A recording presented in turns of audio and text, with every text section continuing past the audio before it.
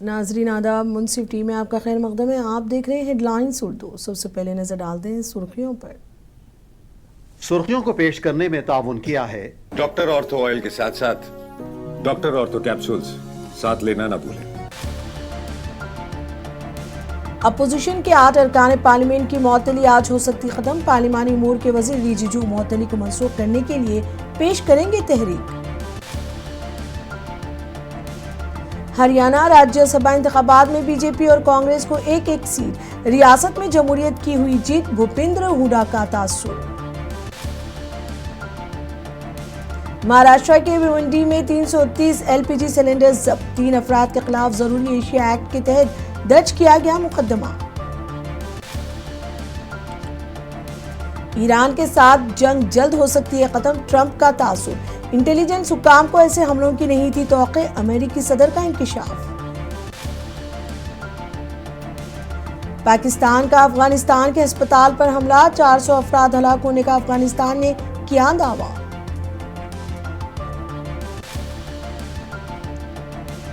मुल्क भर में खुशी व खुशू के साथ मनाई गई शब कदर। मुल्क और आलम इस्लाम में अमन व अमान के लिए की गई खुसूसी दुआएं। अब खबरें तफसील से। स्पीकर ओम बिरला की तरफ से बुलाई गई मीटिंग में लिए गए एक फैसले का हवाला देते हुए जराये ने बताया कि लोकसभा से अपोजिशन के 8 मेंबरान पार्लियामेंट की मअतली आज मनसूख होने का इम्कान है। बजट सेशन के पहले हिस्से में लोकसभा की तरफ से मंजूर की गई करारदाद के बाद 3 फरवरी को कांग्रेस के 7 और CPIM के 1 रुकन पार्लियामेंट को मुअत्तल कर दिया गया था। उन्हीं को 2 अप्रैल को ख़त्म होने वाले पूरे इजलास के लिए मुअत्तल कर दिया गया था। अपोजिशन पार्टियां स्पीकर पर जोर दे रही हैं कि वो लोकसभा के इजलास में से एक के दौरान मुअत्तली को मनसूख करे। कांग्रेस लीडर के सुरेश ने कहा कि पार्लिमानी उमूर के वजीर किरण रिजिजू मंगल को दोपहर को लोकसभा में मुअत्तली को मनसूख करने के लिए तहरीक पेश करेंगे।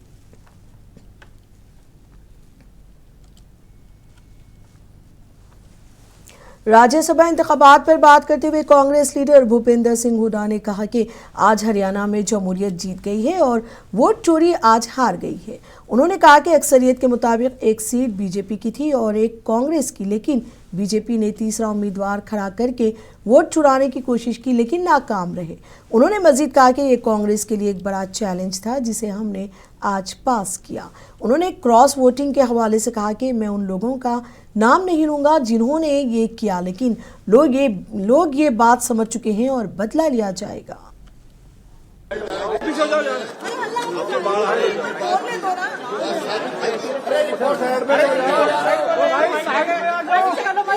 बाइक तो नीचे कर लो यार। सर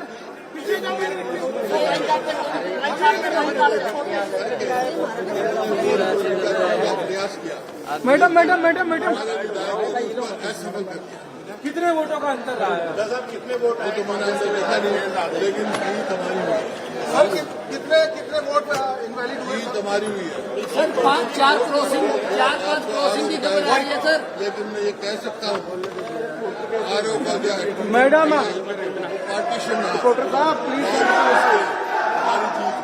चुनौती कितनी बड़ी थी? चुनौती बहुत बड़ी मैडम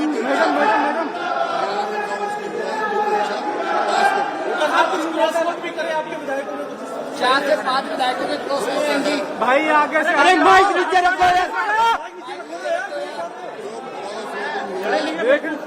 भाई। महाराष्ट्र के भिवंडी में एलपीजी ब्लैक मार्केट के रैकेट पर कार्रवाई करते हुए पुलिस ने 330 सिलेंडर जब्त कर लिए। पुलिस ने बताया कि एक छापे में थाने जिले के भिवंडी कस्बे में एक निजी अहाते से 84 एलपीजी सिलेंडर जब्त किए गए हैं, जिसके नतीजे में 3 अफराद के खिलाफ जरूरी अशिया एक्ट के तहत मुकदमा दर्ज किया गया। ये कार्रवाई मगरबी एशिया के बहरान के पेश नज़र घरेलू गैस सिलेंडरों की ज़ख़ीरा अंदोज़ी और ब्लैक मार्केटिंग को रोकने के लिए बढ़ती हुई चौकसी के दरमियान हुई है।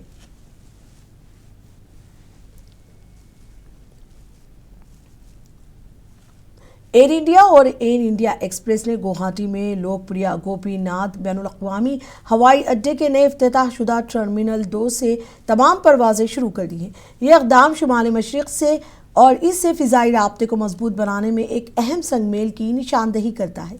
एयर इंडिया एक्सप्रेस ने भी नए टर्मिनल से अपना पहला ऑपरेशन कोलकाता से शुरू किया।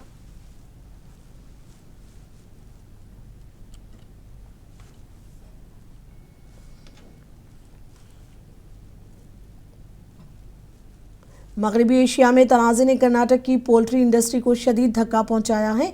ईरान से अंडों की बरामदात रुक गई है, जिससे पोल्ट्री फार्मर्स शदीद माली बुहरान का शिकार हैं। पोल्ट्री इंडस्ट्री के मुताबिक इस बंदी से कबल ईरान से तकरीबन 8 से 10 मिलियन अंडे रोजाना बरामद किए जा रहे थे। बरामदात में तातुल ने गैर मुल्की मंडियों पर इन्हिसार करने वाले पोल्ट्री फार्मर्स को परेशान कर दिया है। रमज़ान और ईस्टर से पहले ही अंडों की फरोख्त में कमी आ रही थी, जिससे मुकामी तलब मजीद मुतासिर हो रही थी। पोल्ट्री फीड की कीमतों में भी इजाफा हुआ है, जिससे किसानों की सूरत हाल मजीद खराब हो गई है। अंडों की गिरती कीमत और फीड की बढ़ती हुई कीमतों ने पोल्ट्री प्रोड्यूसर्स पर माली बोझ बढ़ा दिया है। मरकजी हुकूमत ने पहले यकीन दहानी कराई थी कि अंडों की बरामदात दोबारा शुरू करने के इंतजाम किए जाएंगे, लेकिन तरसील अभी तक दोबारा शुरू नहीं हुई है, जिससे किसानों को बढ़ते हुए नुकसानात की फिक्र है।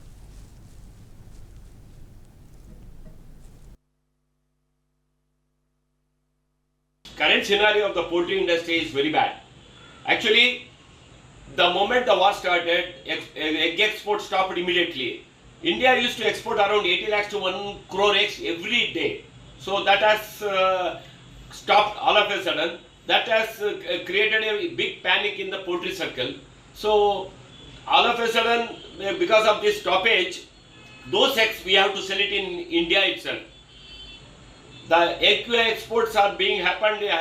The egg exports were happening in Namakkal, that is a small town near Erode. They have full infrastructure and they are producing around 7 crores eggs per day. Karnataka is producing around 2.5 crores eggs per day. Combined Andhra, Telangana and Andhra Pradesh, they are producing more than 9 crores. And all India production is more than 30 crores. So there is a big impact on the poultry industry. 1 rupee reduced means it is a huge loss for the industry. And we are waiting for that. In case if the war stops, it will be a big relief for the poultry industry. The other issues are right now, if the government can support, because eggs is a perishable goods, we cannot store it for long time. So if the government provides cold storage, then we can store it for long time in this kind of crisis period. खलीज में जारी जंग की वजह से मुल्क के कई हिस्सों में एलपीजी गैस की किल्लत की खबरों के दरमियान मध्य प्रदेश के जबलपुर ज़िले का बंदरकोला गांव एक मिसाल के तौर पर सामने आया है। यहां के लोगों ने बरसों पहले खाना पकाने की गैस के मसले का हल तलाश कर लिया। गांव के तकरीबन 50% घरों में बायोगैस प्लांट लगाए गए हैं, जो रोज़ाना खाना पकाने को यकीनी बनाते हैं। यही वजह है कि जहाँ दीगर जगहों पर लोग गैस सिलेंडरों के लिए जद्दोजहद कर रहे हैं, बंदरकोला गांव के लोगों को एलपीजी के बारे में कोई खास फिक्र नहीं है। तकरीबन 250 घरानों में मुश्तमिल इस बस्ती में बड़ी तादाद में खानदानों ने अपने घरों के पीछे बायोगैस प्लांट लगा रखे हैं। ये प्लांट्स पाइपलाइनों के जरिए बावर्ची खाने में बराह रास्त गैस फराहम करते हैं, जो खाना पकाने के लिए इस्तेमाल होती है। गाँव वालों के मुताबिक ये निज़ाम न सिर्फ सस्ती है, बल्कि देरपा और माहौलियाती लिहाज से भी फ़ायदेमंद है। गाँव में लगाए गए गोबर की वाफर दस्तियाबी की वजह से इन बायोगैस प्लांट्स को चलाने में कोई दुश्वारी पेश नहीं आती। ये पहल तकरीबन 15 साल पहले गांव के साबिक सरबराह अजय पटेल ने शुरू की थी। उन्होंने अपने घर में तकरीबन 12,000 रुपए की लागत से बायोगैस प्लांट लगाया। जब गांव वालों ने इसके फ़वाइद देखे तो दूसरे खानदानों ने आहिस्ता आहिस्ता इसे अपनाना शुरू कर दिया। जल्द ही तकरीबन आधे गाँव में बायोगैस प्लांट थे और अब ये एक तारीखी निशान बन गया है। इसमें ये बायोगैस से खाना बनता हमारे यहाँ है। इसमें क्या कहते हैं, हमारे यहाँ 4 से 5 गाय हैं। उसका जो गोबर हो जाता है उसी को घोल के और मतलब इसमें गैस बन जाती है। जितना ज्यादा गोबर है तो उतनी ज्यादा गैस बनती है। तो कोई समस्या नहीं आई? जी नहीं, बिल्कुल भी नहीं आई। हल्की सी ठंड और बरसात में आती है, बाकी तो मतलब ऐसे नहीं आती है। अगर बाई चांस अगर मान लो कभी गेस्ट आ जाते हैं, किस तरह से कितने लोगों को खाना अमूल बन जाता है? अभी प्रेजेंट में 15 से 18 लोगों का खाना बन रहा है। हार्वेस्टर वाले हैं इस वजह से, नहीं तो घर फैमिली मेंबर जो जॉइंट फैमिली हम लोग की, तो उसमें 10 से 12 लोग हैं, जिसमें बच्चे भी शामिल हैं। जी मेरे को बायोगैस बहुत बेस्ट लगा, क्योंकि इसमें 15 से 18 लोगों का खाना भी हो रहा है और गेस्ट आए वो भी कवर हो रहे हैं, और सुबह से बच्चा टिफिन लंच बॉक्स जो भी बनता है वो हो रहा है।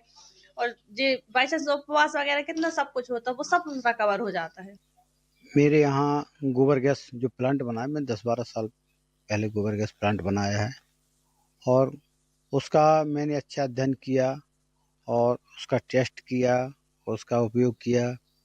उससे गोबर गैस बनाने से 2 बेनिफिट है। एक तो घर का भोजन बन जाता है, दूसरा जैविक खाद बन जाती है। उसको भी अपन जैविक खाद बना के उसको खेतों में डालते हैं। और इसके बाद फिर मैंने पिछली पंचवार्षिक में मैंने गांव वालों को सलाह दी, तो आज की स्थिति में मेरे गांव में 50% गोबर गैस बने हैं। गोबर गैस जिनके पास गाय हैं तो वो गोबर गैस आराम से चला रहा है और उसका उपयोग कर रहा है। उससे गोबर गैस से 2 बेनिफिट, एक तो गौ माता की सेवा हो रही है, दूसरा अपना घर का भोजन बन रहा है और तीसरे अपना सब्जी वगैरह। लद्दाख के दारुल हुकूमत लेह में सैकड़ों लोगों ने सख्त सिक्योरिटी के दरमियान रैली निकाली। ये रैली मौसमियाती कारकुन सोनम वांगचुक की कौमी सलामती एक्ट के तहत तकरीबन 6 माह की हिरासत के बाद रिहाई के 2 दिन बाद हुई है। लेह एक्ट बॉडी और कारगिल डेमोक्रेटिक अलायंस पिछले 5 सालों से लद्दाख को रियासत का दर्जा देने और छठे शेड्यूल में शामिल करने के लिए एहतजाज कर रहे हैं। कारगिल और मुलाहका दरास में उनकी कॉल पर मुकम्मल बंद बनाया गया। गुज़िश्ता साल सितंबर में होने वाले मुजाहिरों के बाद से ये लेह में पहली बड़ी रैली थी।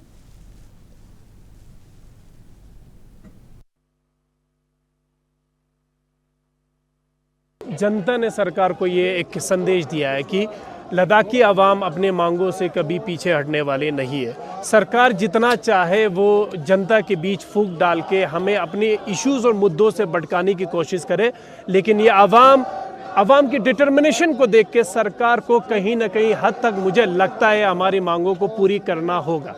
हमारे केडीए और एपेक्स के एमएचए से बात चल रही थी, लेकिन उसमें कोई पॉजिटिव रिस्पॉन्स, कोई पॉजिटिव रिजल्ट नहीं मिला। तो उस वजह से आज लद्दाख के पूरे अवाम, एपेक्स और केडीए दोनों की क़यादत में, लेह में और कारगिल दोनों में लद्दाख के अवाम रोड पे उतरे हैं अपने डिमांड्स को लेके। हमारे बहुत ही जेन्युइन डिमांड्स हैं, जिसमें सर फहरिस्त हैं हमारा स्टेटहुड और 6 शेड्यूल। स्टेटहुड अगर मिलेगा तभी जाके Ladakh will be ruled by Ladakhis, और 6 शेड्यूल मिलेगा तभी तहफ़्फ़ुज़ात होंगे। उत्तर प्रदेश के गाजियाबाद से एक इंतहाई सनसनीखेज और दिल दहला देने वाला वाक़या सामने आया है। नंदग्राम थाना इलाके के एक खाली खेत में 4 साल मासूम बच्ची की लाश मिलने से इलाके में कोहराम मच गया। अहले खाना ने इल्ज़ाम लगाया कि पड़ोस में रहने वाले एक नौजवान ने लड़की को वरगला कर इसका कत्ल कर दिया। इस मामले में असमत दरी का भी शुबा है। ये वाक़या गाजियाबाद के नंदग्राम थाने इलाके में पेश आया, जहां रात के इत्तला मिली कि एक छोटी बच्ची खेत में ज़ख्मी हालत में पड़ी है। मुकामी लोगों और अहले खाना ने इसे फौरी तौर पर अस्पताल पहुँचाया, ताहम इलाज के दौरान बच्ची की मौत हो गई।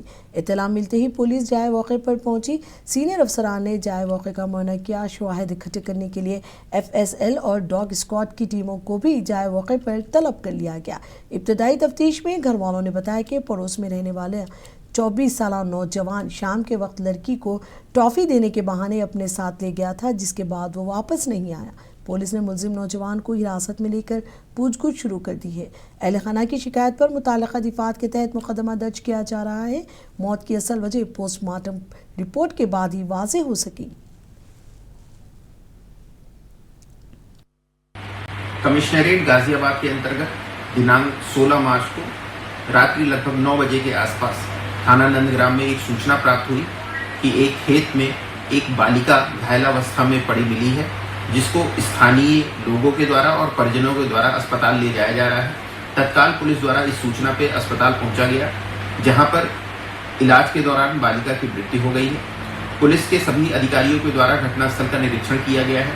घटनास्थल पर FSL की टीमें और डॉग स्क्वाड के द्वारा भी साक्ष्य संकलन किया गया है। प्रारंभिक जांच में बालिका के परिजनों के द्वारा यह तथ्य प्रकाश में लाया गया कि उनके पड़ोस में रह राजस्थान की मंडी के चावल के किसान और ताजिर आलमी मैशियत पर मगरबी एशिया के बहरान के असरात से मुतासिर हो रहा है। यह क़िता न सिर्फ बासमती चावल पैदा करता है, बल्कि इसमें बड़ी तादाद में मिलें भी हैं जो दुनिया के मुख्तलिफ हिस्सों, ख़ास तौर पर मशरिक़ वस्ता और यूरोप में आला अक़साम की आला किस्म के अक़साम को प्रोसेस और बरामद करती है। ये बरामदात मुकामी मैशियत का अहम हिस्सा हैं, ताहम सप्लाई चेन में रुकावटों की वजह से ताजिरों का कहना है कि खेप बंदरगाहों और होलसेल मार्केटों में फंसी हुई है, जिससे बड़े नुकसान का खदशा है। खत्ते के लिए बुनियादी माशी महरिक होने के नाते यहाँ की चावल की सनत मुकामी आबादी के लिए मुलाजिमतें पैदा करने में अहम किरदार अदा करती है।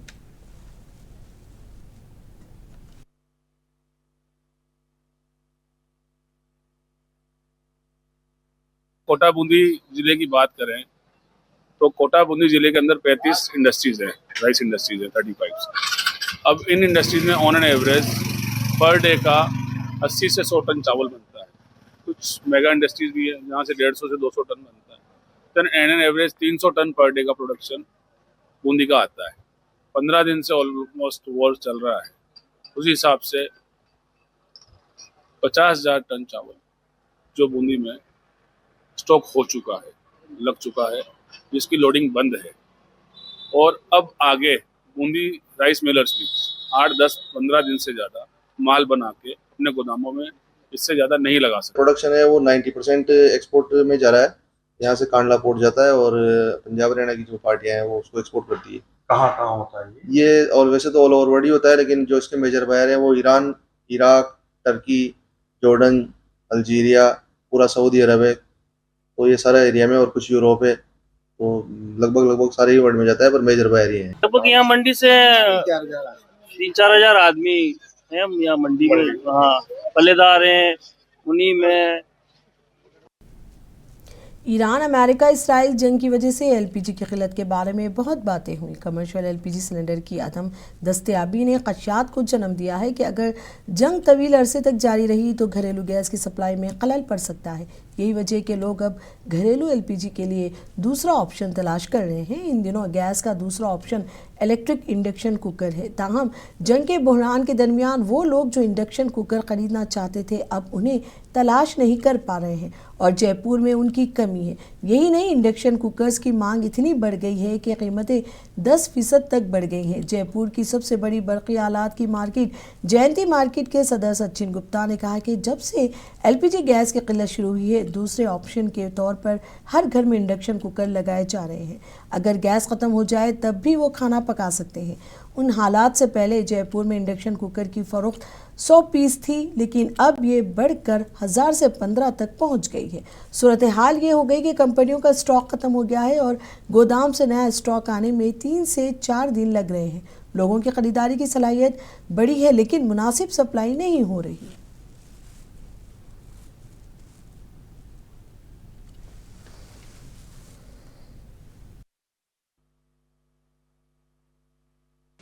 क्योंकि सिलेंडर मिल नहीं रहे हैं, बाहर जो मिल रहे हैं वो ब्लैक से महंगे मिल रहे हैं, तो हमको दिक्कत हो रही है। वैसे देखा जाए तो अभी हम ये ले रहे हैं इंडक्शन, पर कहीं काफ़ी नुकसान है इंडक्शन के भी बच्चों के लिए, क्योंकि हम यूज कर रहे हैं तो हो सकता है कभी अर्थिंग वायर बन जाए, ये हो जाए उस हिसाब से। और गैस में ये होता है कि अपन जितना यूज होता है उसके बाद बंद कर देते हैं, तो वो भी सेफ रहता है। अब पर इमरजेंसी कंडीशन में यूज यही करना पड़ेगा, क्योंकि अभी कुछ पता नहीं कितने दिनों तक क्या होगा। फास्ट तो हमको गैस में ज़्यादा अच्छा लगता है। चीफ मिनिस्टर आंध्र प्रदेश चंद्रबाबू नायडू ने कहा कि अमरावती में हज हाउस तामीर किया जाएगा। उन्होंने ऐलान किया कि इमामों और मौज़नों को 45 करोड़ रुपए के बकाया एजाजिया की अदायगी फौरी तौर पर कर दी जाएगी। चीफ मिनिस्टर ने विजयवाड़ा में हुकूमत की तरफ से दिए गए इफ्तार डिनर में शिरकत की। इस मौके पर उन्होंने दुआओं में शिरकत की और उम्मत मुसलिमा को रमज़ान की मुबारकबाद दी। बाद अज़ां इज्तिमा से खिताब करते हुए चीफ मिनिस्टर ने कहा कि मखलूत हुकूमत के इक़्तिदार में आने के 21 माह के अंदर मुस्लिम कम्युनिटी के लिए कई फलाही स्कीमें नाफिज की गई हैं। उन्होंने कहा कि कड़पा में नामुकम्मल हज हाउस को जल्दी फ़हाल कर दिया जाएगा। उन्होंने हुकूमत की तरफ से किए गए कई फलाही इक़दामात पर रोशनी डाली, जिनमें NTR भरोसे के तहत 4.38 लाख मुसलमान फ़वाइद हासिल कर रहे हैं। वज़ीर आला ने कहा कि अहले इमामों को सरकारी काजी मुकर्रर किया जा रहा है। चीफ मिनिस्टर ने मज़ीद कहा कि विजयवाड़ा एम्बार्केशन पॉइंट से 347 आज़मीन हज के लिए इंतज़ामात किए जा रहे हैं।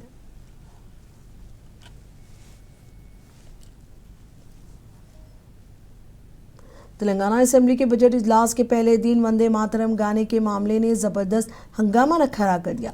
सेशन के आगाज से कबल वंदे मातरम की रिवायती गाने के दौरान AIMIM के अरकान असेंबली का ऐवान से वॉकआउट सियासी तनकीद का बाइस बन रहा है।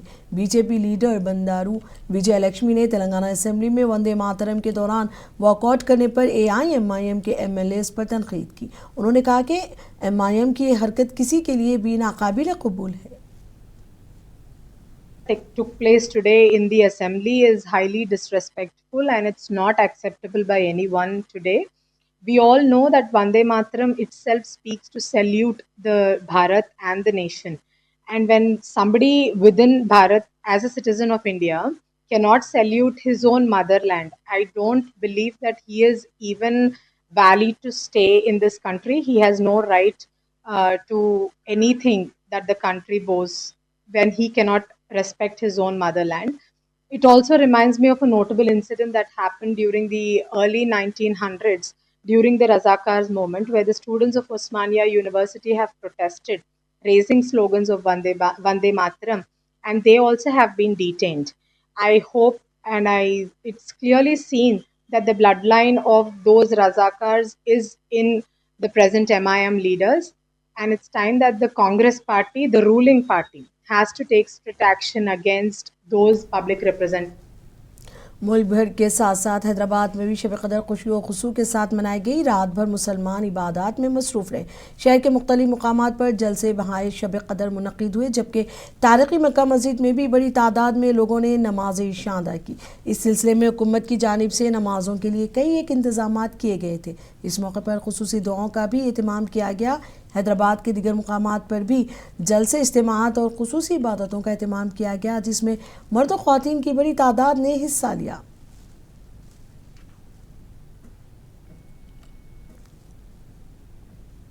मुत्तहिदा अरब इमारात ने ईरानी हमलों का सामना करने के बाद मंगल की सुबह एक मुख्तसर फ़िज़ाई हुदूद की बंदिश उठा ली। हुक्काम ने कहा कि सूरत हाल मुस्तहकम है, जिससे परवाज़ें दोबारा शुरू हो सके। इससे पहले बंदिश का ऐलान में इमारती हुक्काम को अपने तवील फासले तक चलने वाले कैरियर्स, इमारात और इतिहाद को बरकरार रखने की कोशिश में तवाज़ुन अमल का सामना करना पड़ता है, क्योंकि ईरानी हमले मुल्क को निशाना बनाते रहते हैं। पीर के रोज़ एक ईरानी ड्रोन हमले ने दुबई के बैनुल-अक़वामी हवाई अड्डे पर ईंधन के टैंक को आग लगा दी थी। मशरिक़ वस्ता में जंग पीर के रोज़ मुतादिद मुहाज़ों पर भड़क उठी, जबकि अमेरिका और इसराइल ने ईरान के दारुल हुकूमत में भी फ़ौजी अहदाफ को निशाना बनाया। इसराइल ने लिबनान में ईरान की हिमायत याफ्ता अस्करियत पसंदों पर बमबारी तेज़ कर दी और ईरान ने जवाबी ड्रोन हमले के ज़रिए दुबई के हवाई अड्डे को आर्जी तौर पर बंद कर दिया, जो मुसाफिरों के लिए एक अहम मरकज़ है।